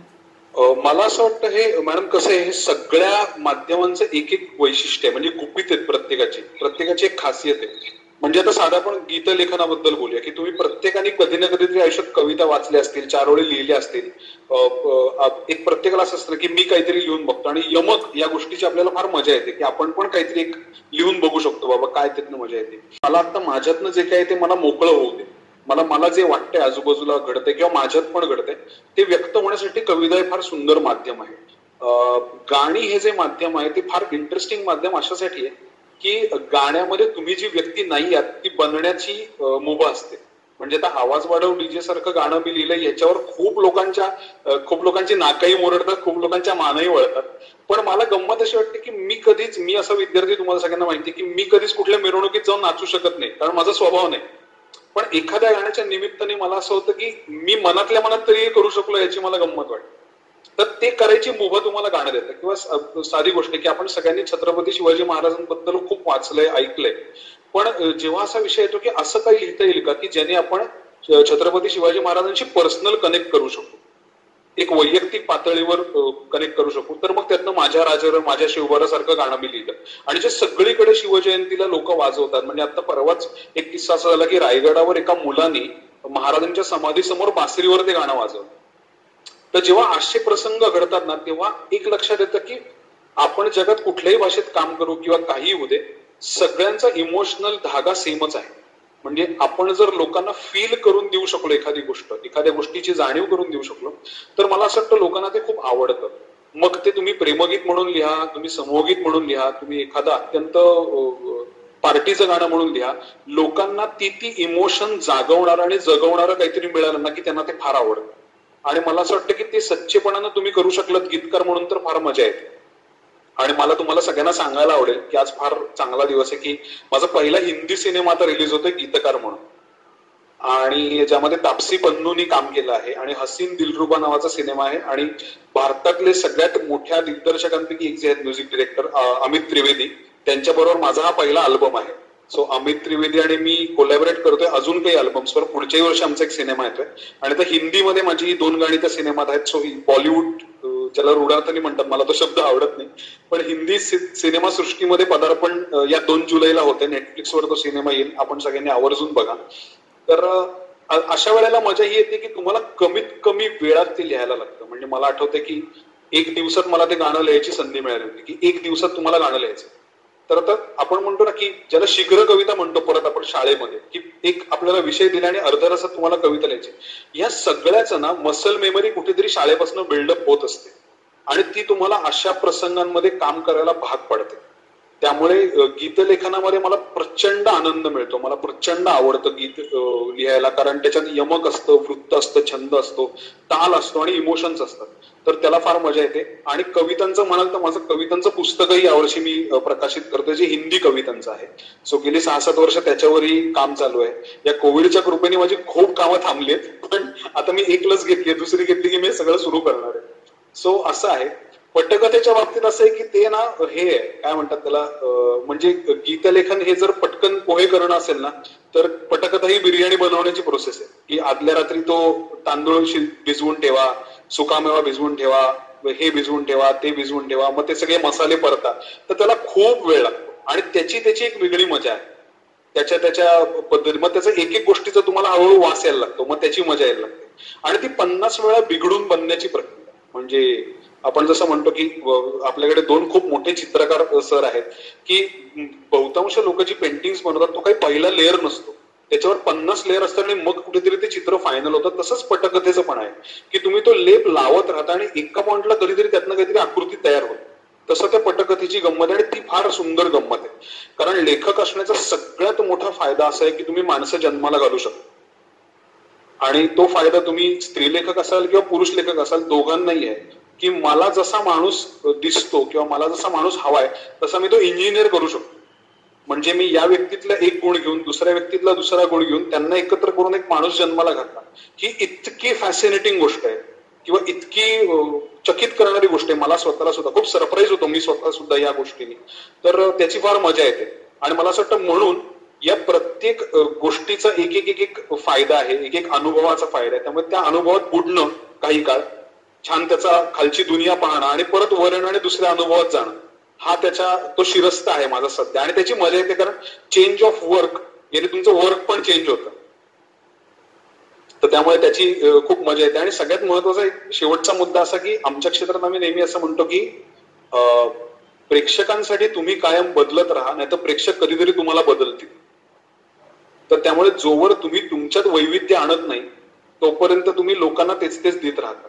आणि मग तुम्हाला हे वैविध्य गाण्यातनं शोधता येतं, पटकथेतनं शोधता येतं, नाटकातनं शोधता येतं. म्हणून वेगवेगळे फॉर्म्स एक्सप्लोर केले ना की तुमच्यात नाविन्य आणि तजेला या दोन्ही गोष्टी टिकून राहतात. त्यामुळे मला ते सगळं करायला आवडेल. खूपच छान सांगितलंस तू की नवनिर्मिती, नवीन माणसांना जन्म देणं. आणि अभिनंदन तुझं की तू आता बॉलिवूड मध्ये येतो आहेस. तिथे सुद्धा तू गायके सरांच्या भाषेमध्ये दुरळा उडवणार, तिथे सुद्धा यशस्वी होणार. नेटफ्लिक्सवर खरं मी बघते जाहिराती हसीन दिलरुबाच्या, मी जरूर बघेन आणि सगळ्या शिक्षकांना सांगेल की मर्डर मिस्ट्री काहीतरी तो सिनेमा ना. हा, तर सगळ्यांना आवडेल. लॉकडाऊन मध्ये सगळेजण ते पाहतील. खरं पुढचा प्रश्न असाच होता की तू लेखक म्हणून आता यशस्वी लेखक आहेस, तू पहिल्या रांगेमध्ये सगळ्या लेखकांना नेलेलं आहे की खरं तर लेखकाचं नाव मागे असतं किंवा बऱ्याचदा चित्रपटाच्या लेखकांचं नाव माहीतच नसतं. आता अरविंद जगताप नंतर आम्ही तुझं नाव ऐकतो आहोत आणि प्रसिद्धी मिळते आहे. त्याच्या आधी लेखक तर वजाच होते, निर्माते, प्रोड्युसर आणि कलाकारांनाच महत्व होतं. फास्ट फेरीच्या त्या पोस्टरवर झीनं तुझं नाव दिलं ते पाहून अतिशय आनंद झाला की पोस्टरवर क्षितिज पटवर्धन दुसरं नाव होतं. आणि तू सुद्धा लेखकांच्या हक्काबद्दल परखडपणे बोलत असतोस आणि त्यामुळे हे यश आता मराठी लेखकांना गवसलं आहे, दिसतं आहे की प्रेस्टीज त्यांना मिळते, प्रतिष्ठा मिळते. रायटर फर्स्ट मधून सुद्धा तू हे सांगतोय. आणखी मला या सगळ्या शिक्षक आहेत ते पण जाणतात की तू स्वतः काही स्क्रिप्ट डाउनलोड केलात तुझ्या वेबसाईटवर तुझ्या नाटकाच्या, की इतका उदार मनाचा पहिला मराठी लेखक आहेस की सगळेजण लपवून ठेवतात आपली कला. म्हणजे आम्ही बायका सुद्धा आमचं रेसिपीचं सिक्रेट आहे ते पटकन दुसऱ्यांना सांगत नाही, पण तुझी स्क्रिप्ट नाटकाची तू डाउनलोड केली आहेस नवोदित लेखकांसाठी. हे खूप मोठं काम तू केलेलं आहे. तर पुढचा प्रश्न असाच होता, पण त्याचं उत्तर तू आधीच्याच प्रश्नात दिलं की आव्हानं काय आहेत नवोदित लेखकांसमोरची आव्हानं. की सुशांतच्या घटनेनंतर आम्हाला असं वाटतं की किती या क्षेत्रामध्ये म्हणजे अस्थिरता आहे किंवा स्पर्धा असायची पण जीवघेणी स्पर्धा आहे. तर मग असं तुला काही अनुभव आलाय का किंवा काय आव्हाने असं सांगितलं तरी चालतील की लेखकांसाठी? आव्हानं मॅडम खूप आहेत. म्हणजे तुमच्या सगळ्यांना आता मी आतापर्यंत जे सांगितलं ती एक बाजू आहे आणि दुसरी बाजू अशी आहे की अगदी खरं सांगायचं तर रोज रिजेक्शनसाठी तयार राहायला लागतं. म्हणजे आता मी 11 सिनेमे लिहिलेत किंवा मी 95 गाणी लिहिलेत, हा सगळा मुद्दा एकीकडे राहतो. आणि आज मी जेव्हा वाचनाला बसतो तेव्हा मलाही माहित नसतं की समोरच्या माणसाने स्क्रीन ऑन केलाय का नाही, तो पोहे खातोय का, तो झोपलाय का, तो स्टुडिओमध्ये आहे का, तो मुलांना खेळवतोय. कारण अख्खं सिनेमा सृष्टी जी आहे ती कॉर्पोरेटच्या लोकांनी ताब्यात घेतलेली आहे. आणि ही वस्तुस्थिती आहे, म्हणजे ह्याच्यात चांगलं वाईट काही नाहीये. त्यातली बहुतांश लोक ही ज्यांना साहित्याचं काही आकलन नाहीये, ज्यांना वर्ल्ड सिनेमाचं काही मूल्यमापन नाहीये किंवा ज्यांना माहित नाही की कंटेंट कशाला म्हणतात, त्यांना फक्त वरचा माणूस काहीतरी सांगतो आणि ते तसं इथे करत बसतात. तर त्यामुळे त्यांना ह्याचा काहीच फरक पडत नाही की तुम्ही मराठीत किती काम केलंय किंवा तुम्ही आधी काय काम केलंय. त्यांना आत्ता कोणाला तरी खुश करण्यासाठी कंटेंट तयार करायचा असतो. त्यामुळे आमचा रोजचा दिवस हा मी नेहमी म्हणतो की I am raised by rejections and inspired by insults. आणि तुम्हाला तसंच राहावं लागतं. तुम्हाला तसंच राहावं लागतं की रोज तुम्ही 2 तास कोणासमोर तरी वाचणार आहात आणि त्याच्यावर तुम्हाला काहीही प्रतिक्रिया मिळणार नाही याची तयारी ठेवूनच तुम्हाला रोजचा दिवस काढावा लागतो. म्हणजे मी जेव्हा डबल सीट आणि क्लासमेट लिहित होतो एकत्र एका वेळी, तेव्हा मला आठवते मी एका दिवसात 62 वाचनं केली होती दोन्ही सिनेमांची मिळून. म्हणजे सकाळी एका सिनेमाचं करायचो आणि संध्याकाळी एका सिनेमाचं करायचो आणि मग दोन्हीचे चेंजेस मला लोक सांगायचे की ह्याचं हे त्याचं ते अमुक. आणि काय होतं की ते तुमचं बाळ असतं. म्हणजे तुम्ही प्रत्येकाने जेव्हा काही लिहिलंय तेव्हा तुम्हाला नेहमी असं वाटतं की हे मी पॉझिटिव्ह याच्या बाबतीत, हे माझं आहे बरं का, याला कोणी हात नाही लावायचा. तर जेव्हा तुम्ही सिनेमा लिहिता किंवा जेव्हा तुम्ही नाटक लिहिता, मेनली सिनेमा, मी आता काही वेब सिरीजचं पण काम करतोय, तर तेव्हा खूप लोक त्याच्यावर तुटून पडत असतात आणि प्रत्येकाला आपली नोकरी टिकवायची असते. त्यामुळे ते त्याच्यात खूप गोष्टी काढतही असतात की वरच्याला वाटलं पाहिजे की मी हुशार आहे, मग त्याच्यात काहीतरी चुका करा, अमुक करा तमुक करा, हे सगळं चालू असतं. पण मला असं वाटतं की कुठलंही क्षेत्र त्याला अपवाद नाही. प्रत्येक क्षेत्र हे चांगल्या वाईट माणसांनी बनलेलंच असतं. तुम्ही कोणाला किती एंटरटेन करायचं हा त्यातला महत्वाचा मुद्दा आहे. पण लेखक म्हणून नवीन लिहिणाऱ्या माणसांना नेहमी मी हे सांगतो की महत्वाचं काय आहे तर प्रोसेस महत्वाची आहे. आणि मला आनंद नाडकर्णी काकांनी फार सुंदर सांगितलं. आपल्याला सगळ्यांना माहिती की महाराष्ट्रातले खूप मोठे मानसोपचार तज्ञ आहेत. त्यांच्याशी मी एकदा असंच सेशनच्या माध्यमातून बोलत होतो आणि मी त्यांना म्हणलं की आता कोविडमध्ये असं झालंय ना काका की प्रत्येक जणाला रिजेक्शन येत आहे प्रत्येक बाबतीमध्ये. तर रिजेक्शन कसं हँडल करायचं, कारण म्हटलं रोज लोक, आणि लिटरली मॅडम असं होतं, तुम्हाला तर हे ऐकून खोटं वाटेल की स्क्रिप्ट आम्ही पाठवतो आणि लोक 3-3 महिने वाचत नाही. म्हणजे लोकांचे इंस्टाग्राम फीड भरलेले असतात, लोक टाइमपास करत असतात, लोक रील्स टाकत असतात, लोक युट्यूबवर व्हिडिओ करत असतात, पण लोकांना स्क्रिप्ट वाचायची अलर्जी, तुमची कथा पटकथा वाचत पण नाही. आणि मोठमोठ्या प्रोडक्शन हाऊसचे अनेक असे कार्यक्रम की ज्याच्यात काही गुणवत्ता नाहीये, कंटेंट आहे, ते सहज अप्रूव्ह होतात कारण त्याच्यामध्ये कोणीतरी मोठा स्टार असतो, मोठा डिरेक्टर असतो. तर हे एक विशेष सर्कल आहे ज्यातनं आम्हाला रोज जायला लागतं. नेपोटिझम किंवा मीटू मुवमेंट किंवा ही सगळी वस्तुस्थिती आहे एका प्रकारे. कारण या पद्धतीनेच मराठी कसं माहितीये का, मराठी हे अत्यंत घरगुती क्षेत्र आहे. म्हणजे कोणीतरी कोणाचा तरी काका असतो, मामा असतो, सगळे एकत्र मिळून जेवतात, मजा करतात, अगदी घरासारखा सिनेमा बनतो. ते एका अर्थाने ना ती चांगली पण गोष्ट आणि वाईट पण गोष्ट आहे, कारण त्याच्यामध्ये मग प्रोफेशनलिझम बऱ्याच वेळेला कमी होतं आणि म्हणूनच लेखकांचं नाव कुठे नसतं. आणि लोक म्हणतात आम्ही स्क्रिप्ट जेव्हा लिहिली, तर आता आम्ही स्क्रिप्ट लिहिली असं नसतं, लेखकाने स्क्रिप्ट लिहिली आणि तुम्ही त्याच्यात मिळून नंतर काहीतरी केलं. तर हा अत्यंत छोटा सूक्ष्म फरक आहे, पण लोकांना तो कळत. आणि असं बऱ्याच वेळेला होतं की तुम्हाला हे रिजेक्शन सातत्याने सहन करायला लागतं आणि ते म्हणजे ते सहन करायची क्षमता तुमच्यात पाहिजे. ते मी नाडकर्णी काकांचं उदाहरण दिलं, त्यात त्यांनी मला फार छान वाक्य सांगितलं होतं. ते म्हणले कुठलंही फेल्युअर ना हे वर्कशी रिलेटेड करायचं, वर्थशी रिलेटेड नाही करायचं. म्हणजे स्वतःची वर्थ त्या रिजेक्शननी कमी नाही करून घ्यायची. हे लक्षात ठेवायचं की कदाचित मी त्या कामासाठी आता योग्य नाही, पण म्हणून मी आयुष्यातच अयोग्य असा निर्णय नाही घेत. तर मला हे फार मोठं लर्निंग त्यांनी दिलं होतं की वर्क वर कॉन्सन्ट्रेट कर, वर्थ वर करू नको. त्याचा मला खूप फायदा झाला कुठल्याही पद्धतीचं रिजेक्शन घ्यायला. आणि मी कायम लिहून ठेवतो की कुठलं रिडिंग आपण केलं, त्याच्यातनं काय मुद्दे आले, कसं लोकांनी ते रिजेक्ट केलं. आणि इथे खरं सांगू का, म्हणजे 11 सिनेमे लिहून झालेत, मराठीमध्ये प्रदर्शित झालेत, काही हिट झालेत, पण त्याच्या मागे 10-11 न झालेले पण आहेत. त्यांचे स्क्रिप्ट माझ्याकडे अजूनही आहेत आणि त्याची मी हजारो वाचनं पण केलेली आहेत. तर त्यामुळे तो एक गमतीचा भाग आहे, प्रवासाचा भाग आहे, रंगीत तालमीचा भाग आहे नाटकाचा असतो तसा. तर त्याची पण एक वेगळी मजा आहे आणि मला असं वाटतं की ती मजा म्हणून घ्यायला पाहिजे, ती प्रोसेस म्हणून बघायला पाहिजे. कारण जोपर्यंत तुम्ही कुठली गोष्ट फायनल ठरवत नाही की आता माझ्या आयुष्यात हेच होणार, मला हेच होणार आणि मला असाच त्रास होणार आणि मला माझं काही होणार नाही, तर मग तुमचं काहीच होणार नाही. पण तुम्ही त्याला म्हणतात ना, hope is a good thing, may be best of things, असं एक वाक्य माझ्या आवडतं सिनेमात. तर तसं होप हा तुमच्या रोजच्या जगण्याचा सकाळचा स्टार्टर असतो की आज मला आशा आहे की माझं काहीतरी चांगलं होईल आणि मी माझं काम करत राहील. तर त्यावरच आम्ही सगळे इथे मुंबईमध्ये काम करत असतो खरं सांगायचं, आणि त्याची मजा पण येते. म्हणजे ऍट टाइम्स आम्ही सगळे खूप लो असतो, खूप अंधारात असतो, खूप त्रासात असतो, पण ज्या क्षणी काहीतरी उजळतं त्या क्षणी छानही वाटतं. आणि हे आता जसं हसीन दिलरुबाचं झालं की अक्षरशः तुम्हाला सगळ्यांना ऐकून गंमत वाटली की मला 4.5 महिने लागले फक्त एक मीटिंग मिळवण्यासाठी. म्हणजे मी 4.5 महिने फॉलोअप करत होतो की आज भेटतील का, उद्या भेटतील का आणि परवा भेटतील का. पण 4.5 महिने पाठपुरावा केल्यानंतर जेव्हा मला मीटिंग मिळाली तेव्हा 17व्या मिनिटाला मला गाणं मिळालं. कारण त्यांना 15 मिनिटात कळलं की मी चांगलं लिहू शकतो आणि त्यांनी मला गाणं दिलं. इतकी ही 2 टोकावरची दुनिया आहे, जी टोकं तुम्हाला दोन्ही सांभाळावी लागतात आणि काम करायला, अशी सगळी ती गंमत आहे. नुसतं यश दिसतं, पण यशामागचे परिश्रम किती चिकट आणि चिवट असतात. आणि खूप आनंद वाटला की तू इतका स्टेबल आहेस. आणि खूप काळजी वाटत होती की बॉलिवूडमध्ये जातोस तर जपून राहा, पण ते आर्ट ऑफ लिव्हिंग तुला जमलेलं आहे छान. आणि तू महत्वाकांक्षी आहे आणि सगळ्यात महत्वाचे म्हणजे संयमी आहेस. ते तुला नक्कीच यश मिळेल. एक छोटासा किरकोळ प्रश्न विचारते, मध्येच मला आठवलं की तू कॉलेजमध्ये असताना एक सॉफ्टवेअर केलं होतंस असं मी तुझ्या एका मुलाखतीमध्ये ऐकलं, पण ते शिक्षकांना खूप उपयोगी आहे. आम्ही हे सगळे शिक्षक आहोत, तो वेगळ्या पुण्यातल्या वेगळ्या आणि महाराष्ट्रातल्या पण काही राज्यनाट्य बसवतात शिक्षक. राज्यनाट्यामध्ये बालनाट्य स्पर्धेमध्ये यशस्वी सुद्धा होतात. तर त्यांना ते उपयोगी आहे की तू सगळ्या महाराष्ट्रातल्या थिएटरची मापं वगैरे असलेलं सॉफ्टवेअर तयार केलं होतंस. तर त्याच्यात ते अजून वर्क आहे का ते, किंवा त्याच्यात काय होतं, किंवा अशा प्रकारचं बनू शकतं का, असं अशी माहिती देणार असं काही? हे अगदी म्हणजे बनू शकतं, फक्त आता ती जी टेक्नॉलॉजी होती ती आता पूर्णपणे कालोबाह्य झाली. त्याचा आता तसा रिलेव्हन्स राहिला नाही. त्याचं म्हणणं जे होतं तसं आता सॉफ्टवेअर करता येईल की तुम्हाला महाराष्ट्रात त्याच्यात असं होतं की तुम्ही कुठेही महाराष्ट्रात गेलात तर त्या थिएटरमध्ये किती लाईट्स आहेत, त्याचं एक्झॅक्टली मेजरमेंट काय आहे, ते बॅकस्टेजला किती लोक आहेत, त्याची वेळ काय, या सगळ्याची माहिती तुम्हाला त्या ऍपवर कळेल. असं मी 2006 साली ऍप तयार केलं.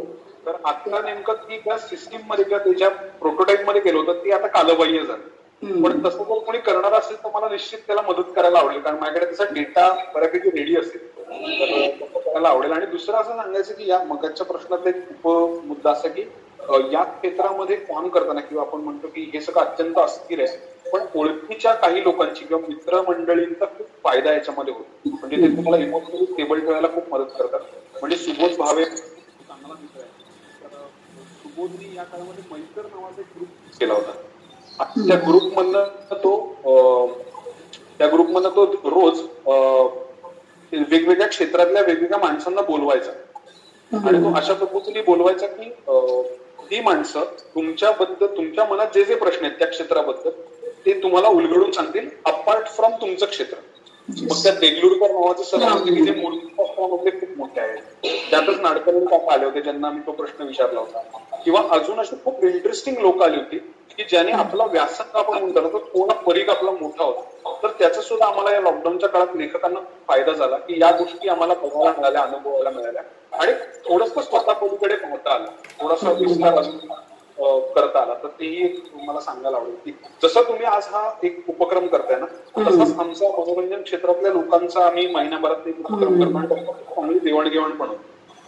छान, खूप पॉझिटिव्ह एनर्जी तुझ्याकडनं मिळाली. खरं 2 गोष्टी तुला शिक्षकांना सुनवायला नाही पण सांगायला मिळाल्या आणि आम्हाला खूप शिकता आलं खरं की खरंच आवाक तुझा अनुभव, लहान वयात असलेला तुझा अनुभव आणि क्षेत्र मोठं आहे, व्यापक आहे, इतक्या माणसांना तू भेटला आहेस, चांगल्या वाईट तू म्हणालास तसं की ते आमची झोळी भरली आहे. खरं इतकं छान वाटतं आहे की जे जग आम्ही दुरून पाहतो, थिएटरमध्येच पाहतो, त्या जगा मागचं काय आहे सगळं चांगले वाईट अनुभव तू सांगितले. छान वाटलं आम्हाला.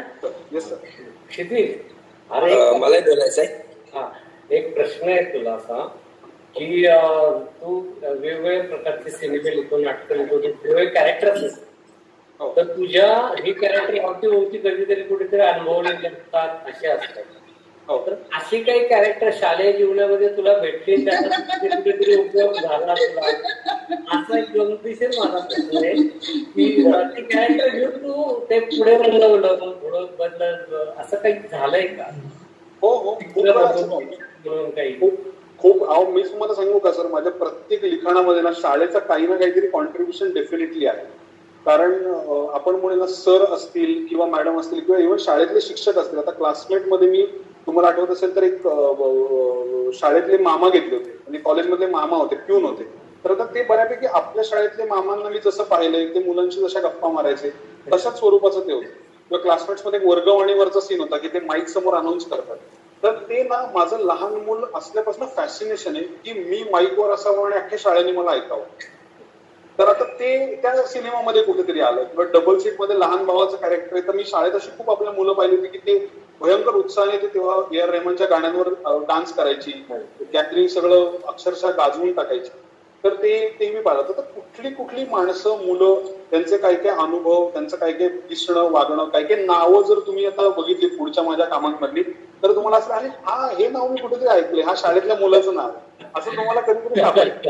पण मला तीच आमची गंमत असते की आम्ही अशी की नावं कोणालाही, म्हणजे लोक नावं ठेवतात, आम्ही नावं देतो, तर ती नावं द्यायला फार मजा येते कधीतरी. मी एक विचारू का एक मध्येच, खूप महत्वाचं आहे, मला बोलायचंय. एक मिनिट सर, एक मिनिट. आवाज वाढव डीजे, या गाण्यामधला डीजे कुठे भेटलाय का? हो, मला दर प्रत्येक मिरवणुकीत तो दिसतो. नाही, मी माझी गंमत सांगतो की मी शाळेतली सगळी कामं करायचो ना, स्पीकर लावणं, गाणं लावणं, तर मला डीजे नाव पडलं होते. त्याला म्हटलं की आपण दिसतोय. नाही, ते काय होतं बऱ्याच वेळेला असं होतं की ती कॅरेक्टर्स तुम्हाला सगळीकडे दिसत असतात आणि त्या डीजेला मी दरवेळेला पाहिलं की लोकांशी ना खालनाशी बिचारी काकळी लावणार आहे, प्लीज जरा वाढव ना आवाज जरा, आणि तो बिचारा घाबरत असतो पोलिसांना वगैरे. तर मला असं वाटलं की डीजे एवढी गाणी वाजवतात तर त्याच्यासाठी कोणीतरी गाणं का वाजवत, म्हणून मग त्यातनं ते लिहिलं. अश्विनी मॅडमला मी सांगते की बहुआयामी व्यक्तिमत्व हे त्याचं लहानपणापासूनच होतं आणि खरंच तो नम्र होता. आणि त्यांनी म्हटलं की पटकन मला कोणाला उलट बोलता येत नाही किंवा भांडणं झाली असेल तर मी बाजूला होतो. एक प्रसंग मला शिकलीला आठवतो की नाही मला माहिती नाही, त्यांनी आणेकर मॅडमच्या हिंदी नाट्य वाचनामध्ये भाग घेतला होता आणि मला त्याला मराठी नाट्य वाचनामध्ये घ्यायचं होतं. तर मी त्याला म्हटलं अरे तू माझ्या मराठी नाट्य वाचनामध्ये ये, तू आणेकर. तुम्ही मॅडमला कसं सांगणार मॅडम, तुम्ही सांगा, नाही तर मी असं करतो, मी दोन्ही नाटकांमध्ये येतो. म्हणजे आणि मी म्हणजे त्याला करायचं होतं, ते दोन्ही नाटकं त्याला कधी करायची होती, पण तो आणेकर मॅडमना सांगू शकत नव्हता की मी मॅडम तुमच्या नाटकात येत नाही. पण त्याने, आणि मग मला तो म्हणाला की मॅडम मी तुमच्याही नाटकात येतो, तुला आठवते की नाही मला माहिती नाही, आठवतंय ना. आणि मग ते नाटक एकाच दिवशी असल्यामुळे मग तुला ते मराठी नाटकात घेता आलं नाही. तर आता बहुआयामी व्यक्तिमत्व अश्विनी मॅडम हा लहानपणापासूनच होता. Great madam. छान. तर मला एक प्रश्न विचारायचा आहे. हॅलो, बोला बोला. अति दुःख झालं किंवा अत्याधिक आनंद झाला अशा वेळेला साधारणपणे जे सर्वसामान्य तुटपुंज म्हणजे लेखकाची सुरुवात ज्यांची असते तर त्यांना चारोळ्या वगैरे सुचू शकतात. तर तुम्हाला असं काही विशिष्ट ठिकाण, विशिष्ट वेळ अशा वेळी लेखन सुचलंय का? काय सांगाल याविषयी? नाही, मी सांगू का, मी आयुष्याची पहिली जवळपास 28 वर्ष ही मी 100-125 स्क्वेअर फीटच्या घरात काढलेली आहे. आणि आमचं घर अत्यंत छोटं होतं, आउट हाऊस होतं बिल्डिंगच्या शेजारचं. आणि त्याच्यात माझ्या आईचं पाळणाघर होतं, ज्याच्यात ऑलरेडी आमच्याकडे 15 ते 20 मुलं असायची. सो आम्ही 5 जण 15 ते 20 मुलांचा गोंधळ याच्यातच मी कायम मला जे वाटलं ते लिहित आलोय. त्यामुळे मला ते जे लोकांना असतं की माझा एक कोपरा लागतो, मला एक शांतता लागते, कॉफीचा मग लागतो, मग अमुक लागतं, माझे तसे काहीही टँट्रम्स किंवा काय म्हणू आपण त्याला ताप नाहीये डोक्याला की शांतताच पाहिजे. कारण मला असं वाटतं शांतता ही तुमच्या मनात असते, ती आजूबाजूला शोधण्याचा तुम्ही प्रयत्न केलात किंवा तुम्हाला खूप कारणं लागतात. मला सुचत नाही कारण बाहेर शांतता नाही असं नसतं. तर त्या वातावरणात म्हणजे मला हेही आठवते की माझी भूमितीची पुस्तकं मुलांनी पाळणाघरातल्या फाडलेली आहेत, मराठीची पुस्तकं फाडलेली आहेत आणि त्याच्यात मी अभ्यास केलेला आहे. पण त्याची सगळ्याची गंमत वाटते कारण त्यातनंच सगळ्यांना तुम्हाला जी कारण आहेत ती तुमची गळून पडायला लागतात. की मला अभ्यास का करता येत नाही तर इथे आजूबाजूला गोंधळ आहे. असं काय, माझ्यापेक्षा खूप मुलांनी खूप प्रतिकूल परिस्थितीमध्ये अभ्यास आणि काम करून मोठं नाव कमावलेलं आहे. तर मला असं वाटतं हे सगळे फक्त एक बहाणे आहेत, ते तुम्ही बाजूला टाकलेत किंवा तुमचा स्वतःशी संवाद सुरू होतो आणि चांगलं काम व्हायला लागतं. थँक्यू. तुम्ही तर मुलींची जेव्हा मुलाखत घेतली तेव्हा तुम्हाला काय त्यांच्यातला विशेष गुण जाणवला त्यांच्या आणि अरविंद जगताप दोघांबद्दल आम्हाला ऐकायला आवडेल. सुमित्रा मावशींची जी मुलाखत मी घेतली तर बऱ्याच वेळेला असं मला वाटायचं की पुरुष म्हणून ना आपण बाईचं आयुष्य फार अज्युम करतो. म्हणजे बायकांना असं वाटत असेल, बायका असं जगत असतील, बायका हेच करत असतील, याच्याबद्दल पुरुषांची एक मतं असतात ठरलेली वर्षानुवर्ष. तर मला असं वाटत होतं की कुठेतरी त्यातनं बाहेर पडणं आपण गरजेचं आहे पुरुष म्हणून. आणि त्यातनं बाहेर पडायचं खूप मोठं काम सुमित्रा मावशींनी त्यांच्या सिनेमातनं केलंय गेली 35 वर्ष. तर त्यांचा जगण्याकडे बघायचा जो दृष्टिकोन होता तो इतका व्यापक, इतका प्रगल्भ आणि इतका मोठा आहे ना की मला ते आपण म्हणतो ना की आपण बसून फक्त शिकतो ना तासाला, तसं मला तो फिलिंग आलं की मी बसलोय पहिल्या भागावर आणि त्या शिकवतायत मला. तर तशी ती मुलाखत होती. अरविंद सारख्या माणसाची गंमत हीच आहे की आपण सगळे आपापल्या घरांमध्ये एसी मध्ये फॅन मध्ये बसतो, पण अरविंद हा खूप झाडांमध्ये निसर्गामध्ये रमणारा लेखक आहे. तर त्याचं निसर्गाचं जे कनेक्शन आहे, मातीचं जे कनेक्शन आहे ते फार छान जवळून अनुभवायला मिळालं. माझा खूप चांगला मित्र सुद्धा आहे तो. तर अशा माणसांमध्ये त्याचं निसर्गाशी नातं आणि सुमित्रा मावशींचं बाईपणाशी असलेलं नातं, म्हणजे त्या गंमत अशी की त्या स्वतःला फेमिनिस्ट म्हणत नाही, त्या स्वतःला स्त्रीवादी म्हणत नाही, त्या मानवतावादी म्हणतात स्वतःला. तर हा पण फार इंटरेस्टिंग मुद्दा मला त्यांच्याकडनं शिकायला मिळाला की आता स्त्रीवादी म्हणलं की लोक खूप वेगळ्या टोकाला जातात आणि काहीतरी अजून काय म्हणते आंदोलन या झोन मध्ये नेतात. पण त्यांचं स्त्रीवादी असणं, त्यांचं मनुष्यवादी असणं हे फार सुंदर आहे, हे फार न्यूट्रल आहे, हे समानतेच्या पातळीवरच आहे. तर तेही खूप चांगलं त्यांच्याकडनं शिकायला मिळालं. हॅलो. Yes madam. मला एक तुम्हाला असा म्हणजे प्रश्न नाही म्हणता येणार पण एक टीचर म्हणून जे वाटतं ते विचारायचंय की आमची पिढी घडली ती इतकी सुंदर गीतं किंवा सिनेमे किंवा जी भाषा जी ऐकली त्यामुळे आम्ही शिकलो, जे काही शिकलो, जे आहोत तेच बिकॉज ऑफ लिसनिंग. मग आताच्या पिढीला जर द्यायचं असेल, आता मन धागा धागा अप्रतिम गाणं आहे पण डीजे जो आहे तर ओके डान्स वगैरे करायला ठीक आहे, पण आत्ताची जी भेलपुरी झाली आहे भाषेची, हिंदी धड हिंदीने, इंग्लिशने, मराठीने, मग अशा मुलांना किंवा आजच्या पिढीला जर आपल्या मराठी भाषा म्हणजे you have to make it the best, तर मग त्यांच्या कानावर तसं पडलं पाहिजे. तर सर तुम्ही त्याबद्दल काय सांगाल? नाही, मला असं वाटतं की भाषेची बेळपुरी झाली कारण जगण्याची बेळपुरी झाली. जर आपल्या जगण्याची बेळपुरी झाली नसती तर भाषेचीही झाली नसती. आणि दुसरा असा त्यातला महत्वाचा मुद्दा आहे जो नेहमी मला वाटतो की भाषा ही आपल्या जगण्याचं प्रतीक आहे, जगण्याचा सिम्बॉल आहे. आणि आपल्या जगण्यात जेवढे वेगवेगळे प्रवाह येतात, जेवढ्या वेगवेगळ्या प्रवाहांची सरमिसळ होते, तेवढं ते समृद्ध होत जातं. त्या काळाच्या पटलावर ज्या गोष्टी मग टिकायच्यात त्या टिकतात, ज्या नाही टिकायच्या त्या नाही टिकत. म्हणजे तुम्हाला साधी गंमत सांगतो की जेव्हा आपण ओलामध्ये बसतो आणि एखादा ड्रायव्हर आपला म्हणतो की कुठे जायचंय, ते म्हणतो की तुम्ही कोल्हापूरचे आहात का किंवा साताऱ्याचे आहेत का, आणि तो एकदम पावसाळतो आणि तो म्हणतो की तुम्हाला कसं कळलं, तो म्हणतो कारण मला ती भाषा आवडते, मला त्याचा गोडवा आवडतो. पण दुर्दैवाने गेली 20 वर्ष 25 वर्ष मी अशा शहरात राहिलोय पुण्यामध्ये, जिथे माझ्या आजूबाजूची खूप लोकांनी माझ्यावर हे कंडिशनिंग केलं की ग्रामीण बोलणं म्हणजे चुकीचं बोलणं, न म्हणणं म्हणजे चुकीचं म्हणणं. तर मला असं वाटतं की ते चुकीचं नाहीये, ती त्या माणसाची बोली आहे, त्या माणसाची पद्धत आहे, त्या माणसाचा संस्कार आहे. मी त्याला जेवढा आपलेपणाने स्वीकारेन तेवढी माझी भाषा समृद्ध होत जाईल, सुंदर होत जाईल. आणि दुसरं तुम्ही म्हणलात तसं गाण्यांचा मुद्दा आता असा आहे की जगभरातलं सगळ्यात मोठं युट्यूब चॅनल हे टी सिरीजचं आहे, भारतीय आहे. तर त्याच्यावर पंजाबी गाणी सगळ्यात जास्त चालतात, ज्याच्यामध्ये ठराविक 5-6 शब्द असतात, मेनू तेनू कुडी गड्डी दारू एवढंच. तर आता गंमत अशी आहे की सर्वसामान्य माणसाला चटपटीत गोष्टी या पटकन आवडतात आणि तो त्या कन्झ्युम करून पटकन सोडूनही देतो. अभिजात गोष्टींना आपण कधीच लोकप्रियतेच्या पातळीवर तपासून बघू शकत नाही. म्हणजे भीमसेन जोशीच्या गाण्यांना आलेले व्ह्यूज आणि टी सिरीज मध्ये नेहा कक्कडच्या गाण्याला आलेले व्ह्यूज याच्यात 100 ते 2000 पटींचा फरक आहे. पण याचा अर्थ जे भीमसेन जोशींना कन्झ्युम करतात तशी लोक आहेतच आणि ती असणारच आहेत. त्याचं प्रमाण समाजाच्या रचनेनुसार कमी जास्त होत जाईल, पण ते असणारच आहे. त्यामुळे मला असं वाटतं की त्याची काळजी करायची आवश्यकता नाहीये.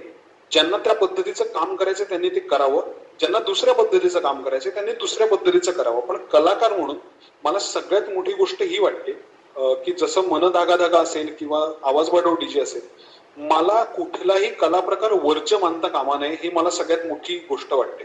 कारण ज्या क्षणी मी हा विचार करतो की मी नाही बाबा असं काही लग्नाचं गाणं वगैरे लिहिणार, त्या क्षणी मी स्वतःला रोखतो अशी एक गोष्ट करण्यापासून की जी गोष्ट मी आयुष्यात कधी केली नाहीये. तर मला असं वाटतं की ते वर्ज न मानता ती गोष्ट बनवली पाहिजे.